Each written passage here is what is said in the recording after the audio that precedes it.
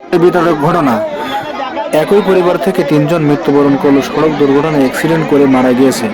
পরিবারের স্বজনরা তাদের বাসা হচ্ছে যশোর জেলার মনোরম থানা রাজগঞ্জ বাজারের পাশে কাউন্সিলের পিছনে। জামাইকে হসপিটালে চিকিৎসা করার জন্য নিয়ে যেতে যে মেয়ে এবং জামাই এবং ছেলে অ্যাম্বুলেন্সে করে যাচ্ছিল ঢাকার উদ্দেশ্যে। সামনাসামনি অ্যাক্সিডেন্ট করছে ট্রাক গাড়ি, সামনাসামনি অ্যাক্সিডেন্ট করে মারা গিয়েছে তিনজনই মারা গিয়েছে। ড্রাইভার সহ দিয়ে চারজন মোট মারা গিয়েছে।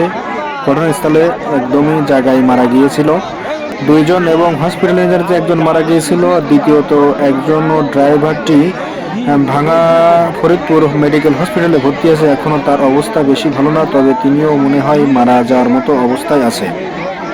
আসলে এত পরিমাণ কষ্ট লাগছে এবং মানুষ কি পরিমাণ থরে থরে চলে আসছে এবং তাদের দেখতে আসলে এত পরিমাণ খারাপ লাগছে। একই পরিবার থেকে তিনজন কিভাবে মৃত্যুবরণ করলো, আসলে দেখে এত পরিমাণ খারাপ লাগছে সেটা বলে বোঝাতে পারবো না। আপনাদের এত পরিমাণ খারাপ লাগছে আসলে মনের ভিতরে, আসলে মানে খুবই খারাপ লাগছে ভিডিওটি। এবং আপনারা চাইলে একটু ভিডিওটি শেয়ার করে এবং শেয়ারের মাধ্যমে আপনাদের অন্যদের দেখার সুযোগ করে দিতে পারেন।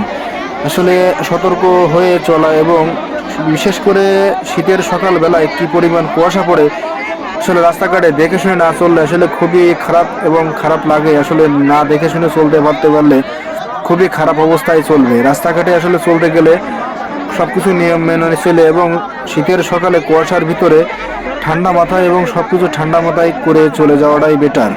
কুয়াশার কারণে অ্যাক্সিডেন্ট করছে গাড়িটি, আসলে খুব খারাপ লাগলো বিষয়টা। আসলে এমনভাবে একই ফ্যামিলি থেকে তিনজন মারা যাওয়াতে আসলে বিশাল কষ্টদায়ক এবং এই কষ্ট আসলে মনের ভিতরে অতি মানুষের মনে ভেসে উঠবে সবসময়। আসলে আপনারা ভিডিওটি দেখার জন্য সাথে থাকুন এবং মানুষের কি ভিড় হয়েছে সেটা আপনারা দেখুন।